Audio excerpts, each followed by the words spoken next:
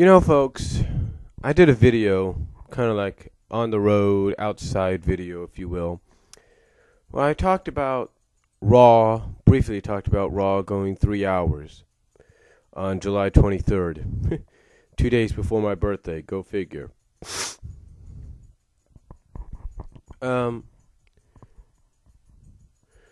but, a lot of people have been kind of like, very questionable about this decision. Some people have said that, they can't sit through a 2 hour Raw, a 90-minute Raw, whatever you want to call it, right now.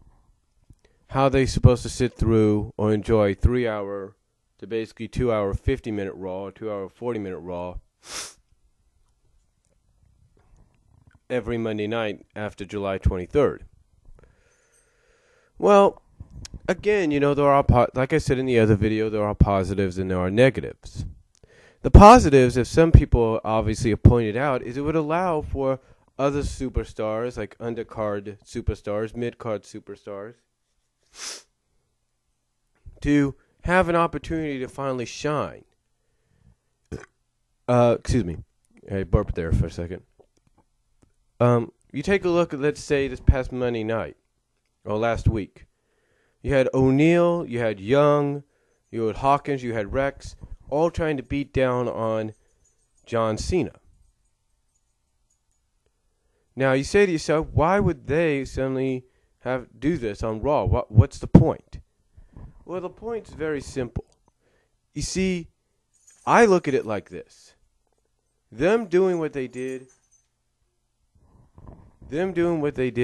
is kind of a test to see how people will react to seeing them on Raw. Because look at it this way. We all know that in the past, whether it was Raw or Nitro,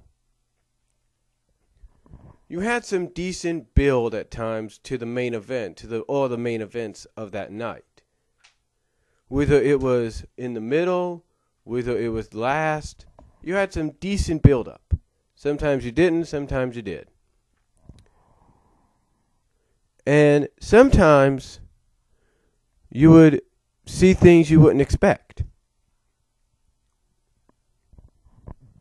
Now,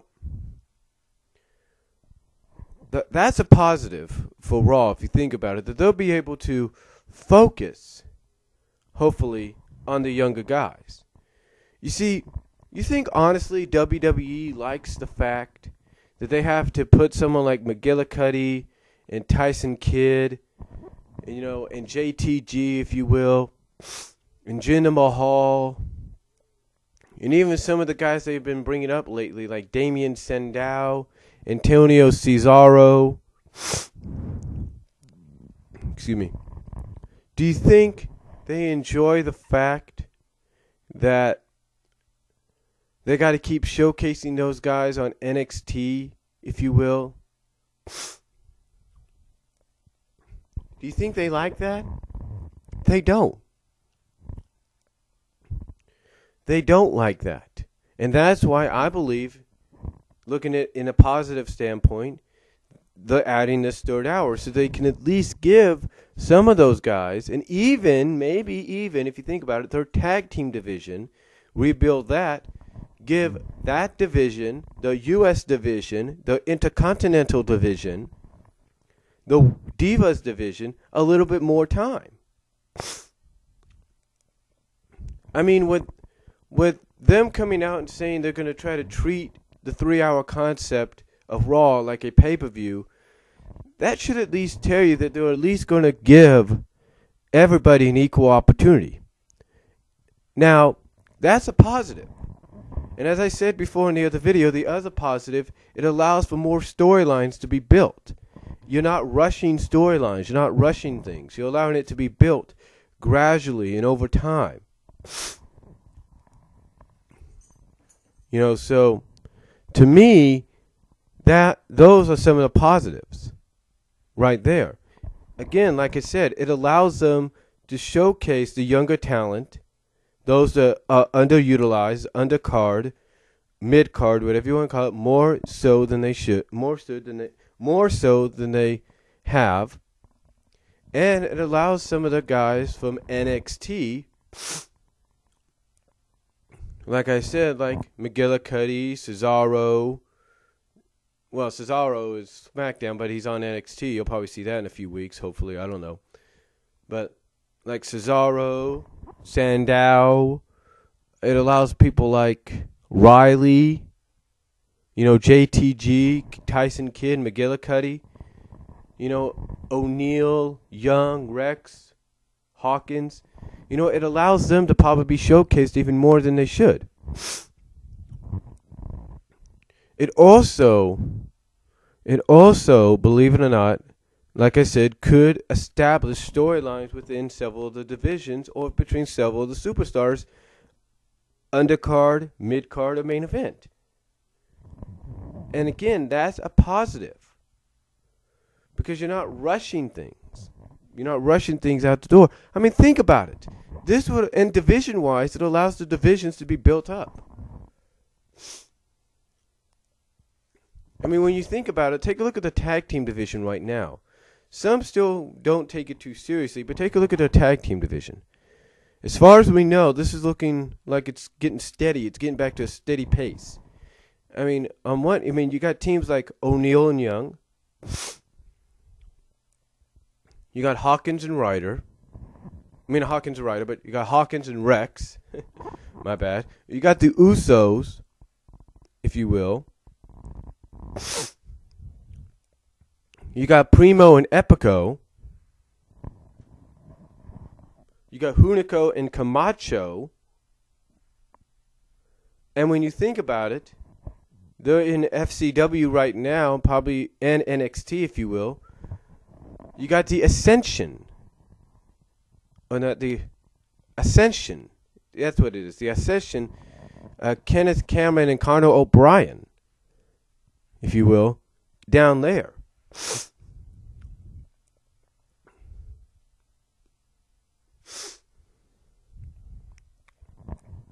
You got them down there in NXT FCW that's going to be called up soon. So obviously this positive-wise could help build that division, rebuild it. And the Divas division's the same way. Same could be said for the U.S. and Intercontinental divisions. So those are the positives. It allows those divisions to be rebuilt. It allows the mid to lower card, undercard guys, and even main eventers to shine a lot more. Have any storylines and rivalries or storylines, whatever, that they have be built up even more so. Even more so that you could actually get invested in it, interested in it. And you could take some of those mid to lower card, undercard guys, and even main eventers, and you could put them into the divisions that I mentioned to help them grow. That's a positive. That is a positive overall. Like I said, it allows the younger guys to shine, the underutilized, the ones that need the opportunity to shine. It makes more room for like NXT and stuff, to bring in, focus more on the FCW talent. Like I said, it allows those guys to get an opportunity, so you don't always see them, like I say, on NXT. It gives storylines more time to be built, and it helps grow the divisions. And the other positive, if they stay true to this, is fan interaction. Now we all know people have had their opinions, have been very critical about the fan interaction. They feel sometimes WWE, they allow the fans to vote, but then WWE works in the rest of the votes themselves. And that's what's made it controversial sometimes and critical in the eyes of some. But when you think about it, this at least, if the fan interaction is going to be part of this, that at least gives us some power to have a say over what happens. True, we may not have total control, but it gives us a say as to what happens in some ways. In some ways. Like I say, we may not have total control. So that's another positive. So, well, it's sort of a positive, kind of like a wavering positive, sort of like 3.5 positive. Let's put that's 3.5 points that I have made, or 3.5 reasons, positive reasons, the 3-hour deal will work. 3.5.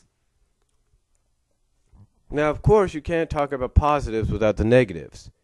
Now, the negatives are, trying to keep people, is trying to, really get people in the building is one thing. Well, you're going to get people in the building, obviously, but the thing is, the negatives about this, the negatives is making sure the negatives is, I know I mentioned them before. Well, the negative, basically, one of them that I did mention is, trying to make sure everything's ready.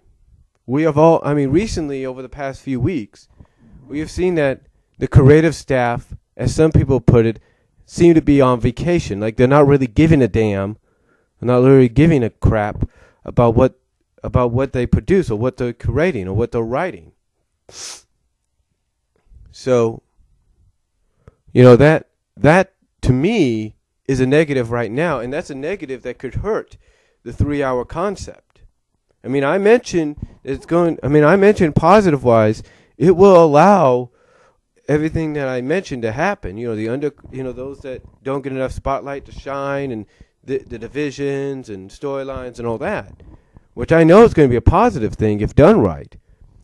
The negative thing that could hold that back, though, the negative is trying to make sure it's all paced out. Now, I think it was Stephanie McMahon that said they're going to treat it like a pay-per-view every week. Okay. You're going to treat it like a pay-per-view every week. I get that. I understand and respect that decision. But here's the thing. How are you going to treat it like a pay-per-view when you sometimes have a whole month to focus on a pay-per-view, to build towards that, know what you got planned out for it? How are you going to cram that into 7 days? It can't be done. It can't be done. And then you take a look. And then you take a look at the facts that sometimes you're going to have a 3-hour pay-per-view the day before a 3-hour Raw. How are you going to cram that into 1 week? It's not possible. And that's a negative right there. Is them trying to cram in a 3-hour Raw like it's a pay-per-view within 7 days. That's a negative. The only way you could turn that around into a positive is to plan ahead for every Raw. It's like if you got a month worth of 3-hour Raws coming up, plan ahead the month before. That would make it a positive. The negative is trying to cram it and plan it out in 1 week. Doesn't happen. Does not happen. And I think everybody knows that. You can make some last-minute decisions at a 3-hour pay-per-view like the day before, as long as you have everything planned out in advance. But again, the point I'm trying to get across is no matter how much you say you're going to treat it like a 3-hour pay-per-view, you can't cram a 3-hour pay-per-view, or you can't plan out a 3-hour pay-per-view within a week's time. You need a month in advance, and that's what these guys need. They need to have at least a month or two in advance of the Raws for the following month.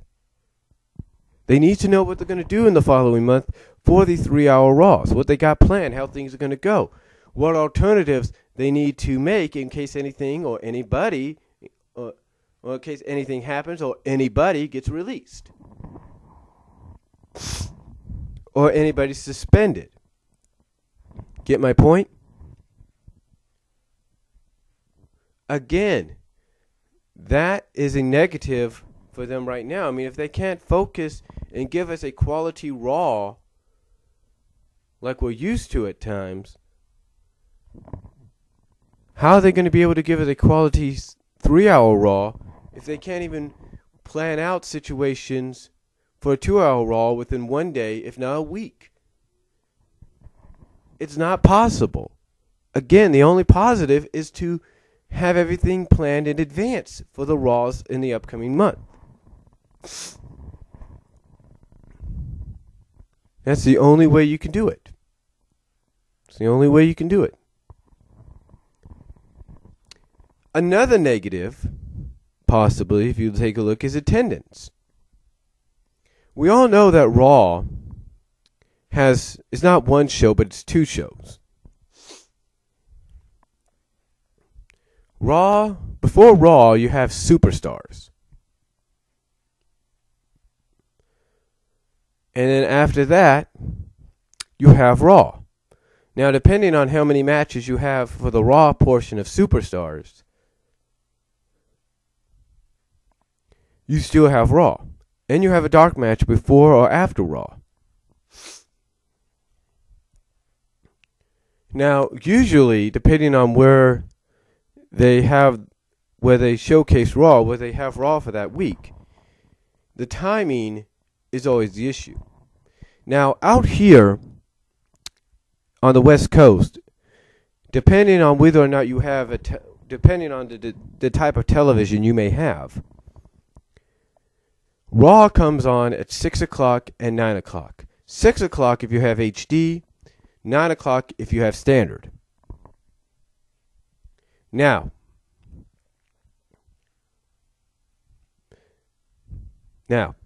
as nice as that sounds, how many people are going to tune in to Raw maybe at 8 o'clock? A lot of people. But how many are going to tune into it at 5 o'clock if they have HD? Not that many. And of course, I'm pretty sure that's why they're hoping that the 8 o'clock edition of Raw here on the West Coast works.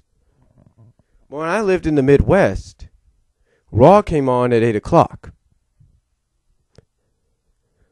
How many people are going to be sitting down watching Raw at 7 o'clock? Probably a lot. But how many are going to, sit down and watch it at 4 o'clock? Or 5 o'clock, or whatever it is out there? Not many, right? You see, that's the disadvantage. The attendance, attendance is going to probably be affected for a while. Because the attendance is separated in 2 ways. In-person attendance and viewership attendance. The in-person attendance may go down a little bit because not a lot of people are going to want to, are not going to really want to arrive at the arena that early. They might have other plans. You know what I'm saying? They might have other plans. But then again, of course, if it's being done during the summer, right now, if it's going to be debuting during the summer, hey, that's an exception. That's the exception, but the situation is this. After the summer, how is attendance going to be? It's not going to. It's not going to be good. Now, viewership attendance, that might go down a little bit too, because depending, like I said, on where you live and what kind of television you have, viewership may go down. It may go up, but it may go down. I mean, right now, Raw comes on at 6 o'clock for the HD, for the people that have HD. That's fine and everything. That's fine and everything. But what are people going to do later on? What are people going to do later on when it gets moved back to 5 o'clock? There's going to be a lot of people that are going to be working, getting off work, probably going to family gatherings maybe during the summer, that are not going to want to, they're going to miss that. And even if they decide, oh, okay, we could try to watch the 8 o'clock standard definition version of Raw, it's still not going to be, it's still going to hurt because they might get occupied with other things. So again, that's another negative, is the attendance. So unless they figure out a way to get people's asses in the seats at the arena, and find a way to really get people's asses in the seats at home to watch it, the attendance is going to be down. It's going to be a mixture, if you will. And I know that's what WWE doesn't want. So they got to do something to turn that negative, as far as attendance goes, into a positive.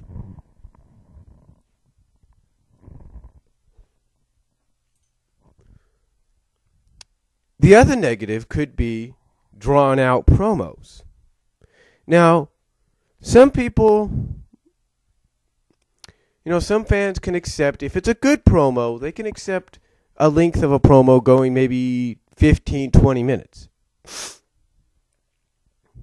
They can accept that if it's good. But if it's not,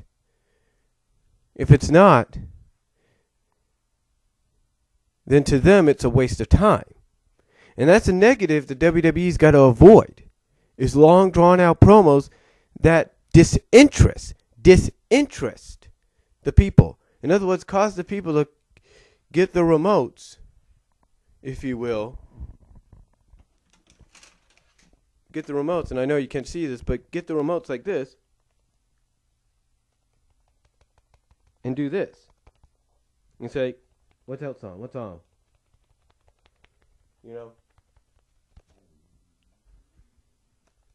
You see what I'm saying? Or you hear what I'm saying? That, to them, would be a negative they need to avoid. I mean, you take a look 2 weeks ago with Big Show's situation in the ring. It ran too long. People felt it wasn't worth it. Yeah, Big Show proved he's a good actor, but a lot of people didn't like it because it was drawn out. And then some people have a mixed reaction about his promo last week on Raw, and they feel as though, yeah, it was good, but it's just the same kind of promo we had seen before when he turns heel. Doesn't make sense. It's not interesting. I'm not interested kind of deal. And that's what they need to avoid.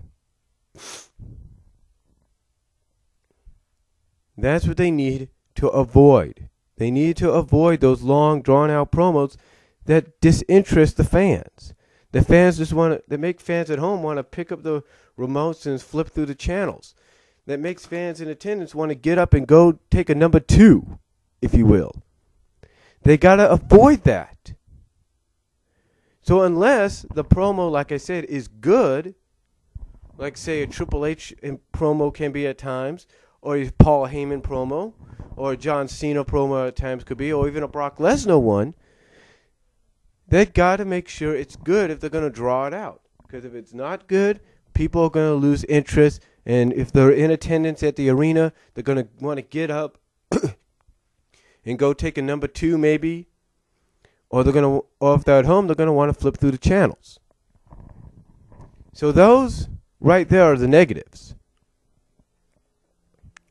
Those right there are the negatives. Okay? So right now, it looks like the positives do outweigh the negatives, but the negatives are still there, and the big negatives. They're big negatives. Like I said, they got to find a way to make sure the attendance doesn't stay negative, because that's going to be a major factor, both ways, in person and at home. They got to make sure they don't have long, drawn-out storylines that bore people not storylines, but promos. Promos that are drawn out for a long time and disinterest the people and lose the value to the people, as well as they got to make sure that they are planned properly ahead every month for the following month of 3-hour Raws. Those are the negatives they need to work on, in my opinion, to make this work. So, But overall, I'm kind of giving it sort of a 50-50 chance right now. I mean, I understand there's a lot of people internally, according to several sources, that feel it's not going to last and it'll just be back to 2 hours probably before we know it. And that might be true. And if you want my honest opinion, they should do what TNA's doing right now. Yes, it's hard to believe they should take a lesson from TNA, and that's experiment. That's experiment. I mean, TNA's experimenting with going with Impact Live this upcoming week. So WWE should just, take a page out of that book and go like, you know what? Maybe we should experiment for at least a month or so, from July 23rd to maybe September 5th, with a 3-hour Raw. See how that gets over. Hey, it's just saying. But again, from what I understand from the sources I have read, people inside the company feel as though it's not going to last. But we'll just have to wait and see, and that's why I'm kind of 50-50 on it right now. I mean, 3-hour Raws have been good. Let's not deny that. But it's only been because they've been rare occasions. This is going to be a daily, weekly deal. So we'll just have to see what happens. Right now, I'm on the fence about it. And again, as long as they can get those negatives that I mentioned worked on and make them into positives to go along with the positives that I mentioned, then it might work. But we'll just have to wait and see.